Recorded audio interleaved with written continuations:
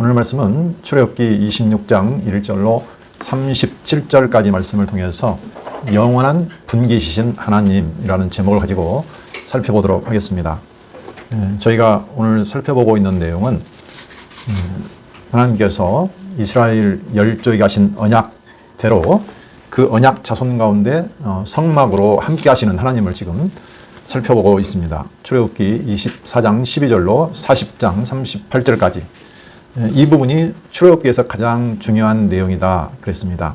하나님께서 애굽에서 종로로 가던 이스라엘 자손들을 불러내셔서 그들과 시내산에서 언약을 맺으십니다. 언약을 맺으시고 이제 그 언약 자손 가운데 하나님께서 성막을 통해서 성막을 짓게 해서 함께 하신다라는 내용을 지금 보여주고 있습니다. 자, 하나님께서 언약 백성 가운데 성막으로 함께 하시는데 성막에 대한 계시를 보여주시는 내용입니다. 성막을 어떻게 지을 것이냐, 어떤 모양으로 지을 것이냐, 이 내용이 출애굽기 25장부터 31장 18절까지 내용입니다. 저희가 지금 그 내용을 보고 있는데 그 중에서 성막 건축을 위한 준비로 자원하는 예물을 받으라 이렇게 말씀하시고, 그 다음에 이제 두 번째 성막에 있는 여러 가지 기구에 대한 계시를 해주십니다. 지금 저희가 살펴보고 있는 부분입니다. 하나님께서 거하시는 집, 하나님의 거처를 이렇게 지어라. 이런 물건, 저런 기구들, 그것들을 어디에 놓아라. 이렇게 하나님께서 이제 보여주십니다. 그리고 뒤에 가면 그 성막에서 섬기는 제사장에 대한 제도를 계시해 주시고, 그 다음에 제사장이 하나님을 섬길 때 쓰이는 여러 가지 기구들, 이런 것들도 알려주시고, 마지막으로 이제 증거판을 모세를 통해서 주십니다. 이렇게 해서 이제 하나님께서 성막을 통한 계시를 마치죠. 자, 저희가 지금 성막 기구에 대한 계시 중에서 첫 번째 성소에 대한 계시를 받습니다. 성소. 우리가 성소하면 거룩한 곳 이렇게 말씀하죠. 하나님이 거하시는 곳. 그래서 성소하면 지성소와 성소로 구분을 합니다. 물론 하나님이 그 성소 안에 거하시지만, 그러면 지성소는 무엇이냐? 지성소는 하나님의 보좌, 임재의 보좌가 있는 곳이라고 보시면 됩니다. 통치의 자리죠. 성소는 물론 하나님이 거하시는 곳이고, 특별히 그 중에서도 하나님이 그 영광의 보좌에 앉아서 통치하는 자리가 바로 지성소입니다. 가장 중요한 곳이죠. 거기서 지성소의 증거궤 위에 속죄소를 만들어라. 그리고 속죄소 위에 그 두 그룹을 만들어서 세우라고 합니다. 하나님께서 그곳에 임재해서 내가 영광의 보좌에 앉아서 다스리겠다. 이것을 지금 보여주고 계시죠. 그 다음에 이제 성소에서 진설하는 그 떡을 놓는 상, 그 다음에 기구들, 그 다음에 등잔대를 만들어라고 합니다. 7 등잔불을 놓을 수 있는 등잔대를 만들어라. 이렇게 말씀하시죠. 이게 하나님이 임재하시는 장소입니다. 자, 두 번째, 오늘 제가 살펴볼 부분은 이제 성막과 휘장에 대한 계시입니다. 자, 성막과 휘장에 대한 계시. 그 다음에 휘장. 성막과 휘장에 대한 계시 내용인데, 이것은 아까 그 성막에 쓰이는 여러 가지 기구들, 이런 것들을 도대체 어디에다 둘 것인가, 그죠? 그 둬야 할 어떤 장소의 개념으로 보시면 되겠습니다. 그렇죠? 그래서, 뭐, 휘장, 덮개, 널판, 받침, 뭐, 이런 것들이 지금 쭉 나오고 있습니다. 그 뒤에는 이제 뭐가 나오냐면, 이 뒤에는, 뜰과 번제단이 나옵니다. 뜰과 번제단. 뜰과 번제단 하면 일단 성막을 벗어났습니다. 그죠? 하나님의 성막을 벗어나서 지금 뜰에 있는 것이니까요. 이제 마지막으로 등불을 끄지 말고 항상 불을 켜서 꺼지지 않도록 하라. 이런 등불 관리 규례라는 내용이 마지막에 나옴을 통해서 성막과 그 안에 있는 기구들에 대한 계시를 다 보여주십니다. 오늘 그러면 저희가 살펴볼 내용은 첫 번째가 뭐냐면은 성막에 대한 계시입니다. 성막이요. 여기 성막은 전체적인 하나의 텐트라고 보시면 됩니다. 그렇죠? 어떤 건물은 아니지만 천막으로 지금 건물을 대신하는 거죠. 성막에 대한 계시가 26장 1절로부터 30절까지 나옵니다. 다음에 두 번째 휘장에 대한 계시가 그 뒤에 31절부터 37절까지 나옵니다. 먼저 휘장에 대한 계시가 나오고 그다음에 두 번째가 이제 휘장에 대한 계시가 나옵니다. 이게 26장 31절로 37절까지. 근데 이 성막에 대한 계시를 보시면 여기는 크게 세 부분으로 나눠 있습니다. 자, 첫 번째 부분은 뭐가 있냐면 가장 안쪽에 있는 휘장입니다. 이것을 가장 안쪽 휘장이라고 쓰겠습니다. 안쪽 휘장. 안쪽 휘장인데 이게 이제 첫 번째 나오고요. 그다음에 두 번째가 덮개가 나옵니다. 덮개. 휘장을 덮는 덮개. 그다음에 세 번째가 뭐가 나오면 여기 보시면 널판을 받치는 받침. 그 다음에 전체를 뚝 연결하는 띠. 이 띠를 제작하라 이렇게 되어 있습니다. 그러니까 이것이 합쳐져서 뭐가 이루냐면 하나의 성막을 이루는 것이죠. 그렇죠? 전체를 둘러싸는 그런 커튼 같은 것이 있어야 되고, 그 다음에 그 위를 덮어주는 덮개 천막 같은 게 있어야 되고, 그 다음에 그걸 세우는 이제 기둥, 널판지가 있고, 밑에 받쳐주는 받침이 있고, 전체를 연결하는 띠를 만들어라 해서 전체적으로 성막을 이렇게 해서 만들어라. 이렇게 말씀하시는 겁니다. 예. 이렇게 보시면 전체적인 윤곽을 제가 지금 살펴봤습니다. 그다음에 두 번째 휘장에 대한 계시를 보면 휘장은 두 가지 휘장이 있습니다. 첫 번째 휘장이 뭐냐면 이제 지성소와 성소를 구분하는 휘장이 있습니다. 지성소, 하나님의 그 증거궤와 속죄소, 하나님이 영광의 보좌가 있는 그곳을 딱 가로막고 있는 휘장이 있죠. 휘장. 네. 그다음에 두 번째 휘장이 있는데 이 휘장은 성막의 입구를 가리는 휘장입니다. 그러니까 성막을 처음으로 딱 들어갈 때 들어가는 그 휘장입니다.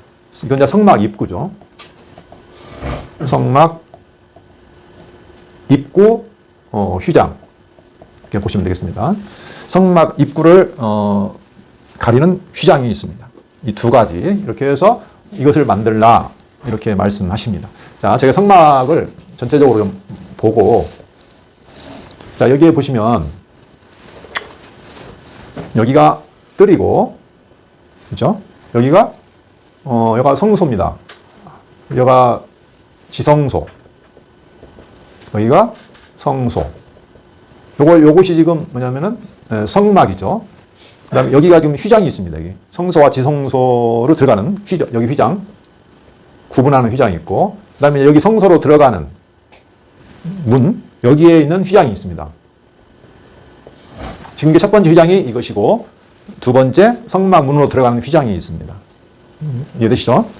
그다음에 여기 이제 뜰이 있고, 여기에 뜰도 들어가면 여기 동쪽이에요. 여기가 동쪽입니다. 동쪽으로 보시면 여기 들어가면 여기가 번제단이 있고, 이쪽에 물두멍이 있고, 들어갑니다. 들어가서 여기에 보시면 여기가 뭐 향단이 있고, 그 다음에 여기 등잔대 떡상, 이렇게 떡상, 여기 이제 등잔대, 여기가 향단, 분향단. 이 지성소 안에가 증거궤와 언약궤라고 하는데 속죄소가 있습니다. 그러니까 가만 보시면 이게 무슨 길이냐면, 자, 죄인들이 들어가서 휘장을 통과해서 성소를 지나 그 마지막 두 번째 휘장을 지나서 거룩하신 하나님의 영광의 보좌에 하나님과 만나는 거죠. 그렇죠? 하나님께 나아가는 길을 지금 보여주시는 모습입니다. 자, 전반적으로 이렇게 내용이 지금 되어 있습니다. 그러니까 이 모든 뭐 성막이나 휘장이나 이런 모든 기구들은 결과적으로 지금 무엇을 위한 장치냐, 이걸 한번 생각해 보셔야 됩니다. 바로 하나님이 이스라엘 자손 중에 내가 너희 가운데 거하시겠다. 내가 너희와 함께 하겠다. 그죠? 예. 우리가 이걸 뭘로 비유할 수 있을까요? 함께 하겠다.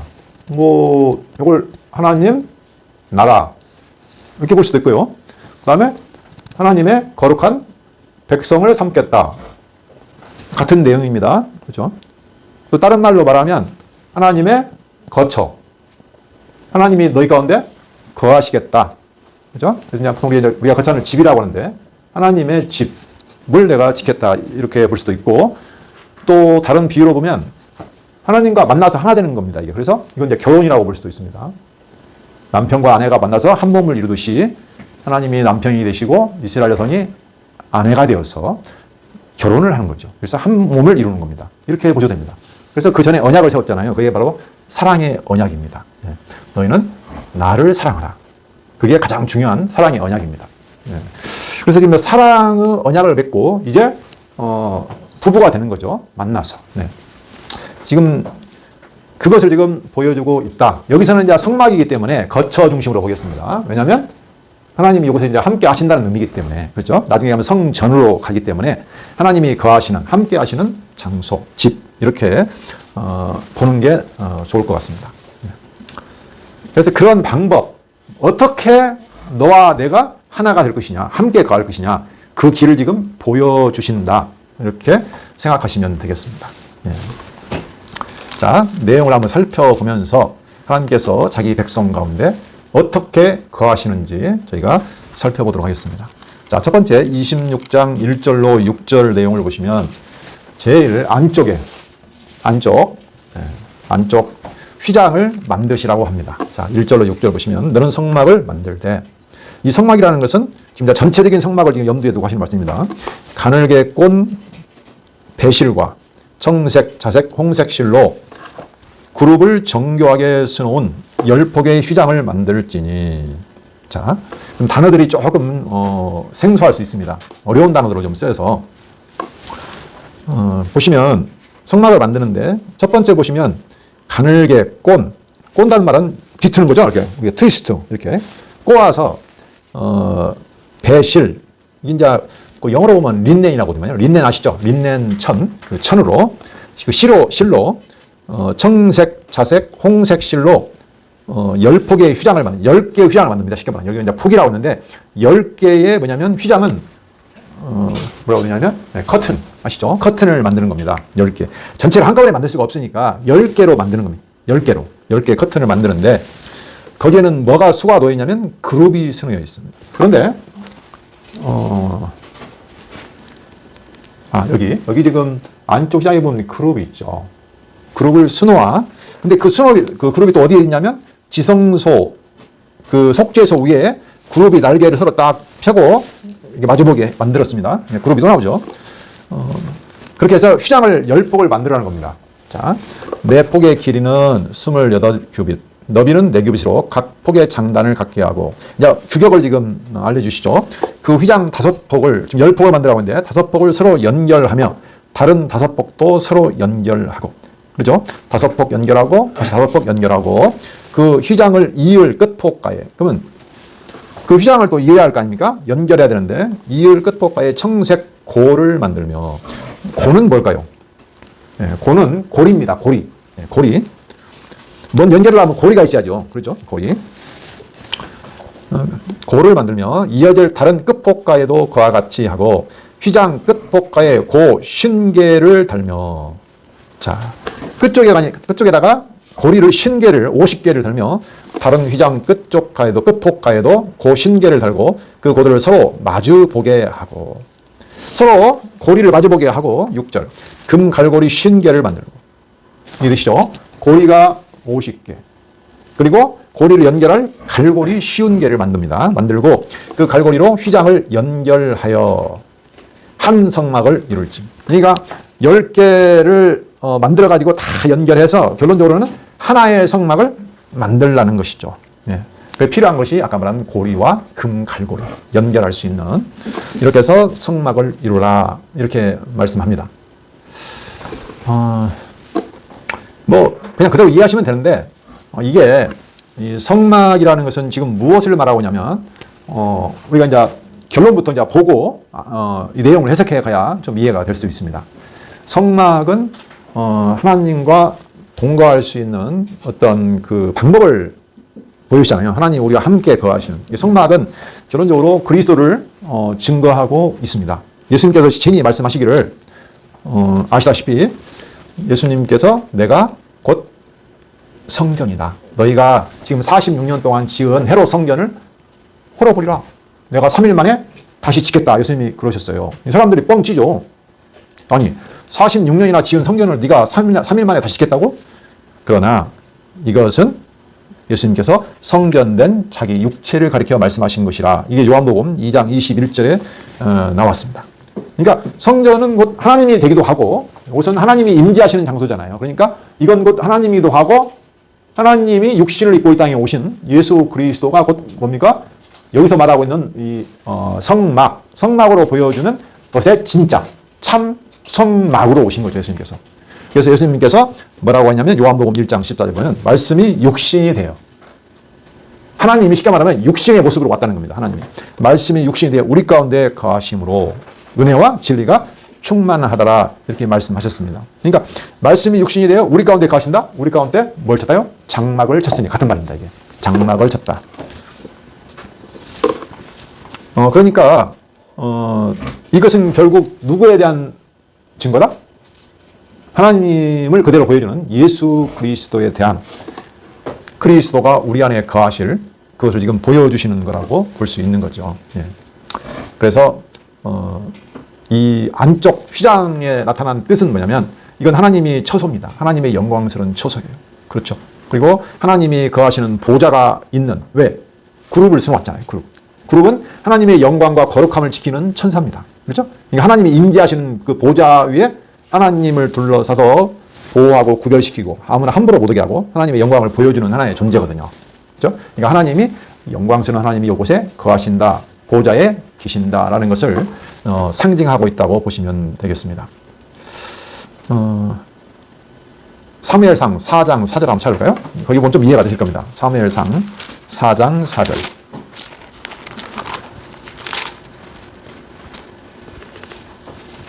자, 여기 보시면 이에 백성이 실로의 사람을 보내어 그룹 사이에 계신 만군의 여호와의 언약궤를 거기서 가져왔고. 그렇죠? 여기 보시면 그룹 사이에 누가 계시냐면 만군의 여호와. 그룹 사이에 계신 만군의 여호와의 언약궤. 그렇죠? 그 지성소에 있는 언약궤. 그 그룹에 누가 있다고요? 만군의 여호와가 계신다고 지금 보는 겁니다.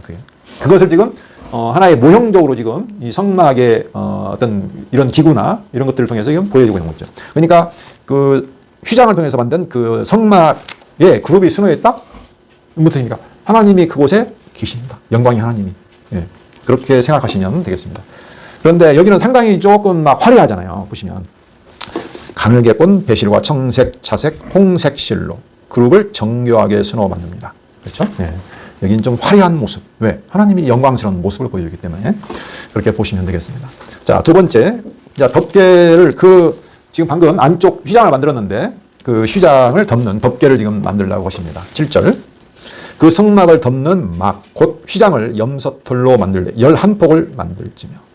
자, 첫 번째 덮개가 나오는데 이 덮개가 보시면, 여기도 첫 번째는 1번, 염소털 휘장이 있습니다. 자, 두 번째는 붉은 물들인 순양의 가죽 덮개가 있습니다. 이것은 이제, 순양 가죽 덮개.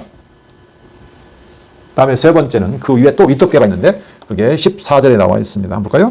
붉은 물들인 순양의 가죽으로 마그 덮개를 만들고 해달의 가죽으로 그 윗덮개를 만들지니라. 여기는 해달, 바다짐승입니다. 해달 가죽 덮개.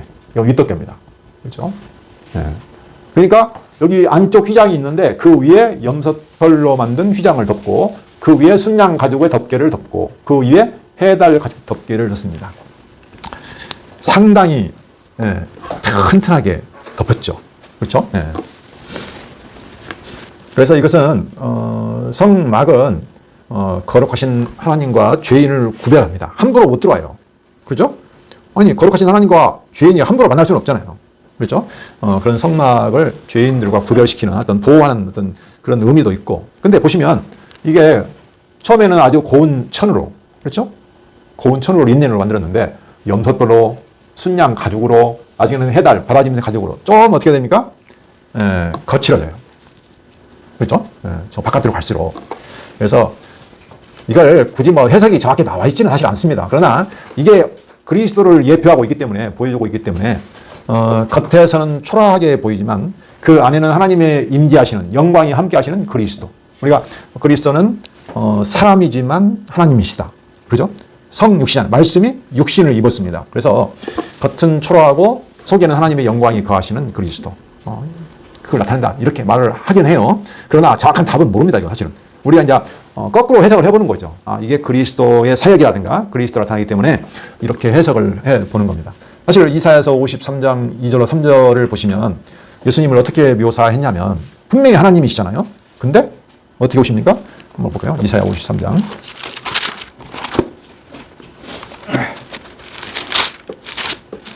2절. 그는 주 앞에서 자라나기를 연한 순 같고 마른 땅에서 나온 뿌리 같아서 고운 모양도 없고 풍채도 없은즉 우리가 보기에 흠모할 만한 아름다운 것이 없도다. 분명히 아름다운 하나님의 아들인데, 그죠? 흠모할 만한 아름다운 것이 없도다. 그는 멸시를 받아 사람들에게 버림받았으며 간고를 많이 겪었으며 질고를 아는 자라. 마치 사람들이 그에게서 얼굴을 가리는 것 같이 멸시를 당하였고 우리도 그를 귀히 여기지 아니하였도다. 예. 자, 세 번째 보시면 이제 널판과 받침, 그 다음에 띠를 제작하라고 하십니다. 15절. 너는 조각목으로 성막을 위하여 널판을 만들어 세우되. 널판. 이건 판자입니다. 판자. 우리 아시죠? 판자. 각 판의 길이는 10규빗, 너비는 1규빗 판으로 하고 각 판에 2촉씩 내어 서로 연결하게 하되 너는 성막 널판을 다 그와 같이 하라. 여기는 2촉을 내라고 하죠. 아까 휘장도 연결할 수 있는 장치를 만들고 널판도 촉을 만들어서 연결하게 합니다. 이 촉이라는 것은 연결고리로 보시면 되겠습니다. 연결고리. 뭐 구멍을 뚫고 구멍에 들어가게 이렇게 가늘고 길게 만든 부분이라는 말도 있습니다. 어쨌든 간에 이건 연결고리로 보시면 되겠습니다. 그 다음에 18절. 너는 성막을 위하여 널판을 만들되 남쪽을 위하여 널판 20개를 만들고 20널판 아래에 은받침 40개를 만들지니. 자, 받침이 나오죠. 널판을 그대로 세우면 썩어버리죠. 그렇죠. 상할 수 있으니까 은으로 받칩니다. 은받침 40개를 만들지니 이쪽 널판 아래에도 그 2쪽을 위하여 2받침을 만들고 저쪽 널판 아래에도 그 2쪽을 위하여 2받침을 만들지며 성막 다른 쪽 곧 북쪽을 위하여도 널판 20개로 하고 은받침 40개를 이쪽 널판 아래에도 2받침 저쪽 널판 아래에도 2받침으로 하며 성막 뒤 곧 서쪽을 위하여는 널판 6개를 만들고 성막 뒤 두 모퉁이 쪽을 위하여는 널판 2개를 만들되 아래에서부터 여기까지 각기 2겹 두께로 하여 윗꼬리에 이르게 하고 두 모퉁이 쪽을 다 그리하며 그 8널판에는 은받침이 16이니 이쪽 판 아래에도 2받침이요 저쪽 판 아래에도 2받침이니라. 상당히 깁니다. 자, 널판을 해서 어떤 기둥의 뼈대, 건물의 뼈대를 튼튼하게 만듭니다. 그리고 그것을 연결시킬 수 있도록 만들어라. 이렇게 말하고 있습니다. 그 다음에 띠를 만드는데 26절부터 보시면 너는 조각목으로 띠를 만들지니. 띠는 어떤 것을 연결할 수 있는 띠죠. 이건 이제 영어로 보니까 이게 어떤 바 아시죠? 판때기가 있으면 그걸 서로 딱 끼워 연결하는 바예요. 조각목으로 띠를 만들지니 성막 이쪽 널판을 위하여 5개요. 성막 저쪽 널판을 위하여 5개요. 성막 뒤 곧 서쪽 널판을 위하여 5개이며 널판 가운데에 있는 중간 띠는 이 끝에서 저 끝에 미치게 하고 그 널판들을 금으로 싸고 그 널판들로 띠를 꿰를 금고리를 만들고. 역시 금고리를 만들죠. 그 띠를 금으로 싸라. 너는 산에서 보인 양식대로 성막을 세울지니라. 이렇게 말했습니다. 자, 지금 성막을 만드는 방법을 지금 하나님께서 말씀하시는데 덮개 안쪽 휘장, 그다음에 덮개, 그 위에 덮개가 지금 3개죠. 총 4개의 천이 덮인 겁니다. 그러니까 이게 성막은. 그다음에 널판, 기둥, 그다음에 밑받침, 그들 전체를 연결하는 띠. 이렇게 해서 하나님이 거하시는 집이 아주 튼튼합니다. 덮개도 튼튼하고 기둥도 보니까 전체로 다 연결해서 2겹으로 하고 아주 견고해요. 자, 여기서 보면 이 연결을 해서 하나가 되게 하라 이런 표현이 많이 나오죠. 성막에서 가장 중요한 단어입니다. 연결을 해서 뭐 고리 만들고 금갈고리 연결하고 띠를 띄어서 또 연결하고 촉 만들고 이게 전부 다 연결이거든요. 각각이긴 한데 이게 전부 다 어떻게 됐습니까? 연결해서 하나의 성막이 되는 거죠. 네. 그래서 이게 곧 그리스도, 성막은 곧 그리스도를 증거하는데 그리스도 안에서 우리가 한 몸 된 교회입니다. 그래서 교회를 상징하기도 합니다. 이 성막은. 왜? 그렇죠? 그리스도와 우리가 한 몸이기 때문에 몸으로도 비유하지만 건물로도 비유를 많이 합니다. 하나님의 집에서. 에베소서 2장 21절로 22절을 보시면 이걸 설명해 놨습니다. 한번 볼까요? 에베소서 그의 안에서 20절부터 볼까요? 너희는 사도들과 선지자들의 터 위에 세우심을 입은 자라. 터가 나오고 세우셨어요. 이거 건물을 지금 비유하고 있습니다. 그리스도 예수께서 친히 모퉁이 돌이 되셨느니라. 어떤 건물의 기초, 모퉁이 돌이 되셨느니라. 그의 안에서. 그러한 것은 그리스도입니다. 그리스도 안에서 건물마다 서로 연결하여 주 안에서 성전이 되어 가고, 이것도 연결이 나와 있죠.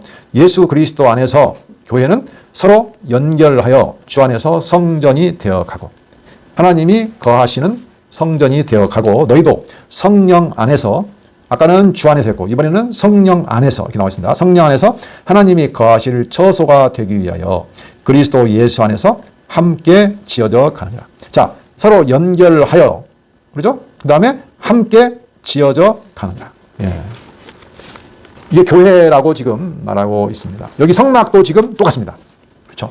예, 똑같아요. 성막이 지어지는 것은 오직 그리스도 예수 안에서와 성령 안에서 이것밖에 없습니다. 그렇죠? 주님이 기초가 되고, 그 베드로에게 예수님이 말씀하셨죠. 너는 베드로라. 이 반석 위에 내 교회를 세우리라. 너의 고백 위에 내 교회를 세우리라. 예. 예수 그리스도 그 진리 안에 교회를 세우신다. 이렇게 말씀하셨죠. 그 안에서 우리가 하나님이 거하시는 집으로 지어져 함께 연결해서 지어져 간다. 사실 우리는 따로따로 몸이 있지만 사실은 연결된 한 몸이라는 거죠. 하나. 예. 왜? 주도 하나고 성령도 하나고 하나님도 하나고, 그렇죠? 네. 모든 게 같아요. 왜? 만약에 내가 살아있다면 하나가 아니라 분명히 둘이야, 맞습니다. 그렇죠? 너하고 나는 다르니까. 다르죠? 그런데 모든 것이 우리는 주도 하나고 하나님도 하나입니다. 성령도 하나예요. 하나잖아요. 나는 죽었어요. 내 안에 주가 사시고 성령이 사시니까 하나일 수밖에 없는 거예요. 생각도 같고 목적도 같고, 네. 모든 것이 같습니다. 그러나 지금 우리가 육신을 갖고 있기 때문에 아직은 완성은 아니에요. 완성은 아니에요. 그래서 지어져 간다고 지금 표현을 하는 겁니다. 우리가 살아가면서 점차 성령을 통해서 진리를 알게 되면 예수 그리스도 안에서 예수 그리스도만 남고 우리는 점점 더 사라지는 거죠. 그렇죠? 그러면 완벽한 하나가 되는 겁니다. 그게 마지막으로 새 예루살렘 성, 새 하늘 같은 데 가면은 이제 완벽한 뭐가 될까요? 성전이 됩니다. 그때는 하나밖에 없어요. 예. 성전도 없어요. 이제. 예, 성전도 없어요. 누구만 보이냐면 하나님과 어린 양만 보입니다. 그렇게 계시록에 나와 있습니다. 예. 그게 교회의 어떤 비밀이죠. 예, 비밀. 자, 두 번째 휘장에 대한 계시를 한번 보도록 하겠습니다. 26장 31절. 첫 번째 이제 성소와 지성소를 구분하는 휘장에 대한 계시가 나옵니다. 31절 보시면 너는 청색, 자색, 홍색 실과 가늘게 꼰 배실로, 아까 안쪽 휘장을 만들 때 썼던 재료 그대로입니다. 배실로 짜서 휘장을 만들고 그 위에 그룹들을 정교하게 수놓아서, 그러니까 성막 안쪽에 있는 휘장하고 거의 같죠. 재료도 같고 그룹도 수놓아 있습니다. 그렇죠? 그룹들을 정교하게 수놓아서, 왜냐하면 지성소 바로 들어가는 입구잖아요. 이것이 그렇죠? 네. 수놓아서 금 갈고리를 네 기둥 위에 늘어뜨리되 그 네 기둥을 조각목으로 만들고 금으로 사서 네 은받침 위에 둘지며 그 휘장을 갈고리 아래에 늘어뜨린 후에, 자, 갈고리 아래에 휘장을 달아서 늘어뜨린 후에 증거계를 그 휘장 안에 들여놓으라 라고 말했습니다. 그러니까 구분이 안 됐었는데 지금 휘장을 놓으면 어떻게 됩니까? 구분이 되죠. 그리고 증거계가 이제 그때 놓이라는 얘기입니다. 그 휘장이 너희를 위하여 성소와 지성소를 구분하리라. 이렇게 말씀했습니다. 자, 그래서 이 휘장은 성소와 지성소를 구분하는 역할을 한다. 그 휘장을 통과하지 않으면 지성소로 나아갈 수가 없는 거죠. 예. 너는 지성소에 있는 증거계 위에 속죄소를 두고, 이거 앞에서 성소에 대한 계시에서 나왔던 내용입니다. 속죄소를 두고 그 휘장 바깥 북쪽에 상을 놓고, 휘장 바깥이니까 여기 이제 성소죠. 지성소가 아닌 성소 바깥 북쪽에 상을 놓고 남쪽에 등잔대를 놓아 상과 마주하게 할지며, 그러니까 여기에 등잔, 여기에 떡상, 이것을 서로 마주보게 놓으라는 이야기죠. 마주하게 할지며 청색, 자색, 홍색 실과 가늘게 꼰 여기는 나중에 하죠. 자, 이렇게 마주하라고 합니다. 그래서 이제 여기 보면 이제 휘장을 지금 늘어뜨리라 이렇게 말씀하고 있습니다. 여기는 뭐가 있으냐면 그룹이 3개 되어 있습니다. 그렇죠? 네. 근데 뒤에 나오는 이 성막 입구를 가리는 휘장에는 그룹이 없습니다. 3개 되어 있잖아요. 한번 읽어볼까요? 자, 36절. 청색, 자색, 홍색 실과 가늘게 꼰 배실로 수 놓아 짜서 성막 문을 위하여 휘장을 만들고 그 휘장문을 위하여 기둥 5을 조각목으로 만들어 금으로 싸고 그 갈고리도 금으로 만들지며 또 그 기둥을 위하여 받침 5개를 노수로 부어 만들지니라. 이렇게 됐죠? 거의 비슷해요. 약간 숫자가 달라지거나 재료가 조금씩 바뀌는 것이지 비슷합니다. 근데 그룹을 수놓으란 말은 없어요. 두 번째 휘장은. 그렇죠? 예. 첫 번째 이 지성소와 성소를 구분하는 휘장은 그 하나님이 임재하시는 거룩하신 그 하나님과 죄인의 가는 길을 막는 장벽에 관합니다. 그래서 그룹이 그걸 지키고 있는 거예요. 그렇죠? 하나님의 영광의 보좌를 지키고 있는 그 그룹들이 그렇게 보시면 되겠습니다.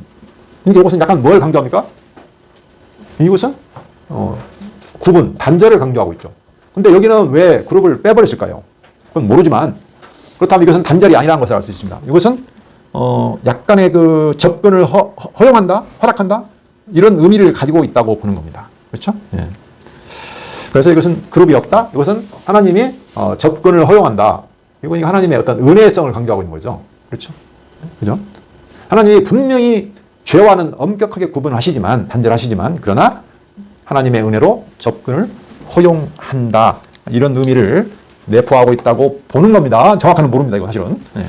그러나 하나님의 섭리를 볼 때 하나님의 섭리가 죄와는 엄격히 단절시키죠. 절대 죄인은 가까이 못합니다. 그런데 그걸 들어오게 하시잖아요. 그렇죠? 바로 그리스도를 통해서. 예. 그걸 통해서 생각을 해보는 거죠. 자, 그래서 이 휘장은 휘장이 한번 찍혔죠. 언제 찍혔을까요? 휘장은 저절로 절대로 찍히지 않습니다. 튼튼해서 찍히지 않는데 자, 마태복음 27장 51절 한번 보겠습니다. 50절도 보시면 예수께서 다시 크게 소리 지르시고 영혼이 떠나시냐 죽었습니다. 이에 성소 휘장이 위로부터 아래까지 찢어져 둘이 되고 땅이 진동하며 바위가 터지고 무덤들이 열리며 자던 성도의 몸이 많이 일어나되 이런 사건이 있었죠. 그러니까 예수님의 죽음을 통해서 성소의 휘장이 위에서 아래로 찢어졌습니다. 찢어져서 둘이 됐어요. 그러면 이 휘장이 쉽게 말하면 찢어져 버린 거예요. 가리고 있던 것이 찢어졌어요. 그럼 어떻게 되죠? 이제 들어갈 수 있는 거죠. 장막이 사라졌으니까. 그렇죠? 요걸 이제 히브리서 가면 이제 해석을 좀 해놨습니다. 히브리서 10장 19절 20절 보시면 그러므로 형제들아 우리가 예수의 피를 힘입어 성소에 들어갈 담력을 얻었나니 그 길은 우리를 위하여 휘장 가운데로 열어놓으신 새로운 살길이요 휘장은 곧 그의 육체니라. 여기서 말하는 휘장이 곧 그의 육체니라. 예수님이 육체적으로 죽었잖아요. 그렇죠? 휘장은 곧 그의 육체니라. 그가 죽어서 새로운 길, 하나님께 나아가는 새로운 길, 새로운 살길을 열어놓으셨다는 거죠. 그러므로 우리 형제들은 어떻게 한다? 그 예수가 만들어 놓으신 길을 따라서 그 피를 힘입어 성소에 들어갈 수 있다. 담대하게 들어갈 수 있다. 라는 것을 말씀하고 있습니다. 예수님이 오신 것은 그러니까 이 길을 여시려고 오신 거죠. 휘장이 여기만 있는 건 아니죠. 그렇죠? 여기도 있죠. 여기도 아무나 못 들어갑니다. 그렇죠? 네. 물론 허락은 하죠. 여기는 제사장만 들어갑니다. 사실은. 그렇죠? 이 성소 안에는 성소든 지성소든 여기는 제사장만 들어갑니다. 아무나 못 들어간다. 제사장도 반드시 피로 속죄하고 들어가야 됩니다. 피를 흘리고. 그렇죠? 네. 같이 보셔도 되고 좀 더 이제 구체적으로 보면 이쪽 휘장을 말하고 마지막에는 하고 있지만 전반적으로 보면 같은 휘장이라고 보셔도 되겠습니다. 그래서 히브리서 그 앞에 보시면 4장 16절에 보면 그래서 아까 담대히 담력을 얻는다고 했는데 4장 16절 보시면 그러므로 우리는 긍휼하심을 받고 때를 따라 돕는 은혜를 얻게 하여 은혜의 보좌 앞에 담대히 나아갈 것입니다. 그렇죠? 예. 그 은혜의 보좌 앞으로 담대히 나아간다. 그 두려움의 보좌인데 사실은. 그렇죠? 근데 그리스도 안에서 우리는 뭐로 받겠습니까? 은혜의 보좌로 받게 거예요. 예. 죄인이 의롭다고 여김을 받아서 그리스도의 피로 말미암아 하나님과 만날 수가 있다는 거죠. 예. 하나님과 교제할 수 있다는 거죠. 예. 그게 곧 우리의 행위가 아니고 예수 그리스도의 은혜로 말미암은 것이다 라는 것을 말씀하고 있습니다. 자, 성막 입구를 가리는 휘장은 방금 설명했습니다. 이건 이제 성막의 동쪽 문, 이쪽이 문인데, 이게 이제 여가 뜰이고, 여가 성소인데, 뜰과 성소를 구분하죠. 그건 제사장만 들어갈 수 있다고 했습니다. 이것도 마찬가지입니다. 하나님께 나아가는 길입니다. 죄인이 하나님께 나아가는 길인데, 이 휘장을 열어야 합니다. 첫째 휘장, 둘째 휘장, 다 열어야 가죠. 이 휘장도 당연히 누구를 가릴까요? 이것도 역시 예수 그리스도. 예수님께서 말씀하시기를 뭐라고 하냐면, 내가 곧 뭐라고 하실까요? 자, 요한복음 10장 7절 한번 보겠습니다. 그러므로 예수께서 다시 이르시되 내가 진실로 너희에게 말하노니 나는 양의 문이라. 나보다 먼저 온 자는 다 절도요 강도니 양들이 듣지 아니하였느니라. 내가 문이니, 그렇죠? 내가 문이니 누구든지 나로 말미암아 들어가면 구원을 받고 또는 들어가며 나오며 꼴을 얻으리라. 꼴, 먹을 것이죠. 양식을 얻는다는 겁니다. 도둑이 오는 것은 도둑질하고 죽이고 멸망시키려는 것뿐이요 내가 온 것은 양으로 생명을 얻게 하고 더 풍성히 얻게 하려는 것이라. 예수님께서는 그래서 양들의 문이다. 무슨 문입니까? 구원과 생명의 문이다. 그러나 예수님 아닌 다른 문들, 먼저 온 자들은 다 절도요 강도다 라고 말씀하십니다. 예수님께서 또 말씀하시죠. 자, 14장 6절 요한복음. 예수께서 이르시되 내가 곧 길이요 진리요 생명이니 나로 말미암지 않고는 아버지께로 올 자가 없느니라. 길, 생명으로 가는 길, 진리의 길, 아버지께로 가는 길, 그 유일한 길이 뭐냐면 바로 예수 그리스도시다. 그분이 곧 문이시고 휘장을 찢으신 분이시죠. 그래서 이 성막은 예수 그리스도를 통해서, 예수 그리스도 안에서 하나님께 나아가서 하나님과 동거하는 것을 보여주고 있습니다. 하나님이 함께 하시는 걸 임마누엘이라고 하죠. 하나님이 우리와 함께 하시는 것. 그 유일한 길이 곧 예수 그리스도 외에는 없다라는 것을 지금 보여주시고 있습니다. 자, 사실 오늘 이스라엘 자손의 이야기를 하고 있습니다. 이스라엘 자손 가운데 성막으로 지금 하나님께서 지금 어떻게 한다? 임마누엘, 함께 하신다는 내용이죠. 한마디로 말하면 성막을 통해서 그 내용인데, 이것은 무슨 언약의 성취입니까? 아브라함과 이삭과 야곱에게 하신, 이스라엘 열조에게 하신 언약의 성취입니다. 성취. 그렇죠? 나는 너희 하나님이 되고 너희는 내 백성이 되리라. 왕과 백성, 내 백성. 그 말이나 똑같습니다. 내 백성이나 내 거처나 하나님이 그들과 함께 하셔서 그들의 하나님이 되신다는 거죠. 예. 자, 그런데 사실은 아브라함은 굉장히 두려웠어요. 우리는 두렵지 않을까요? 다 두려워요. 네. 이 땅에서는 누구나 받는 건 아니죠. 자, 약속을 받습니다. 자, 아브라함이 받죠. 이삭, 야곱이 받습니다. 이 열조이 받죠. 근데 하나님이 약속을 분명히 이루시죠. 성막을 통해서. 함께 하십니다. 그렇죠? 근데 아브라함은 그 과정에서 두려웠을까요? 두렵지 않았을까요? 네, 두려워했어요. 자, 창세기 15장 1절 한번 보겠습니다. 이후에 여호와의 말씀이 환상 중에 아브라함에게 임하여 이르시되 아브라함아 두려워하지 말라. 나는 내 방패요 너의 지극히 큰 상급이니라. 하나님이 아브라함에게 말씀하시죠. 두려워하지 말라. 나는 내 방패요 너의 지극히 큰 상급이니라. 이렇게 말씀하십니다. 그러나 하나님의 약속은 받았지만 그것을 그 약속 주신 땅과 백성, 기업, 나라까지 바뀌는 오랜 시간이 필요합니다. 그렇죠? 당장 아브라함이 필요한 건 누구예요? 자식이에요, 자식. 근데 하나님이 75세 아브라함을 불렀어요. 그리고 약속을 하셨어요. 무슨 약속? 네 자손 큰 민족이 되게 해줄 거야. 엄청 건강하게 할 거야. 그리고 가나안 땅 줄 거야 했는데 10년이라는데 자식이 안 나요. 그러니까 두렵죠. 분명히 하나님 약속 받았는데 두려워요. 그때 하나님이 나타나가지고 하시는 말씀입니다. 내가 너를 보호해 줄 거야. 방패가 될 거야. 너를 보호하는 자가 될 거야. 그리고 내가 너의 기업이 될 거야. 여기는 상급이라고 하지만 기업입니다. 그렇죠? 내가 너의 기업이 될 거야. 이렇게 말씀하죠. 그러나 믿음이 없는 아브라함은 두려워요. 그 뒤로 하나님이 그래서 가만 안 두죠. 15장 5절로 7절을 보시면 하나님이 그래서 또 약속을 또 해줍니다. 그를 이끌고 밖으로 나가 이르시되 하늘 우러 무뼈를 할 수 있나 보라. 또 그에게 이르시되 내 자손이 이와 같으리라. 자식이 난다는 얘기예요. 내 자손이 하늘의 별처럼 번성하게 된다. 아브라함이 여호와를 믿으니 여호와께서 이를 그의 의로 여기시고, 그 다음에 땅 얘기합니다. 땅을 줄 거야. 이렇게. 그렇죠? 하나님이 약속하고 그 전에 약속했어요. 창세기 13장에서 14절로 10절에 보면 하나님이 똑같이 자손과 땅을 약속해 줬어요. 롯이 떠나간 다음에 그 연합군을 물리치고 그때 하나님이 아브라함 타나가지고 자기는 안 좋은 땅에 남았잖아요. 그때 하나님이 약속했어요. 근데 아브라함은 또 불안해. 자식은 안 나오고.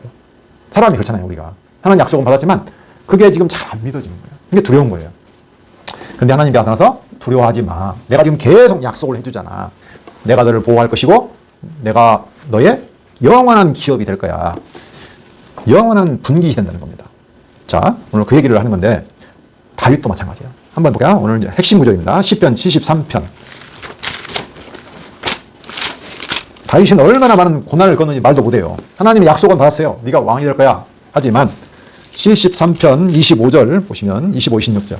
하늘에서는 주 외에 누가 내게 있으리요. 땅에서는 주밖에 내가 사모할 리 없나이다. 내 육체와 마음은 쇠약하나 하나님은 내 마음의 반석이시요 영원한 분깃이시라. 다윗이 얼마나 시험을 다니는지 몰라요. 약속은 받았는데 끊임없는 도전, 위협, 고난을 겪었어요. 재난을. 그래도 진짜 하나님을 의심하고 별짓을 다 했어요. 그런데 깨달은 것이 뭐예요? 하늘에서는 주 외에 내게 누가 있으리요. 땅에서는 주밖에 내가 사모할 리 없나이다. 내 육체와 마음은 쇠약하나. 그 많은 고생 중에서 내 육체와 마음은 쇠약하나 하나님은 내 마음에 흔들리지 않는 바위, 반석이시오 영원한 분깃이시라. 이렇게 고백을 했다는 거예요. 네. 하나님이 다시 말하면 두려워하지 말라는 겁니다. 내가 너와 어떻게 했다? 함께 하겠다. 이스라엘 자손도 마찬가지입니다. 하나님이 그 광야의 길을 가는 동안 이스라엘 자손과 어떻게 하겠다? 함께 하겠다. 보이진 않지만. 그렇죠? 내가 너와 함께해서 너를 끝까지 너희 앞에 나와 교제하게 하고 내가 인도하겠다. 그게 전부입니까? 증거의 떡상 등잔 데가 다 그 의미예요. 하나님이 너와 함께 왕이신 하나님이 임재해서 너희가 내 식탁에 항상 나와 함께 있다. 교제한다. 이게 떡상. 그 다음에 등잔 때 영광의 왕이 나와 함께해서 길을 비춰준다. 인도한다. 보호한다. 이런 의미를 가지고 있다는 거죠. 그래서 내가 너의 기업이 되겠다. 어떻게 해요? 내가 너의 하나님이 돼서 너와 나의 영원한 관계를 어떻게 해요? 끊지 않겠다. 버리지 않겠다. 네. 그게 기업이에요. 그래서 그걸 통해서 너희들 두려워하지 말라 하시는 거죠. 네. 교회도 마찬가지입니다. 지금 눈에는 보지 않지만 우리는 영원한 언약을 이미 받았죠. 그 하나님이 지금 우리에게 함께 하십니다. 임마누엘. 뭘로요? 그리스도 오시고 그리스도께서 성령을 우리 안에 보내서 보혜사 성령, 진리의 성령을 통해서 우리와 영원히 함께 하신다는 거죠. 그래서 반드시 그 기업, 하나님께서 우리의 영원한 기업이 되십니다. 기도하고 마치도록 하겠습니다. 살아계신 하나님 아버지 감사합니다. 영원한 때 전부터 하나님이 우리와 함께 하신다는 그 영원한 언약을 받은 우리들, 이 땅의 삶을 통해서 그 하나님을 배워갑니다. 우리는 늘 보이는 것을 통해서 두려워하고 의심하고 실망하고 견디지 못하지만 하나님께서는 끊임없는 약속을 상기시켜주고 또 약속의 짐을 통해서 하나님께서 우리와 함께 하시며 하나님께서 우리의 영원한 기업, 결코 끊어지지 않고 버리지 않는 관계를 맺은 존재라는 사실을 깨닫게 하시니 참으로 감사를 드립니다. 이 땅을 살아간 날 동안 그 하나님의 영원한 언약을 바라보며 그 은혜를 찬송하는 저희들에게 인도하여 주시옵소서. 예수 그리스도 이름으로 기도합니다. 아멘.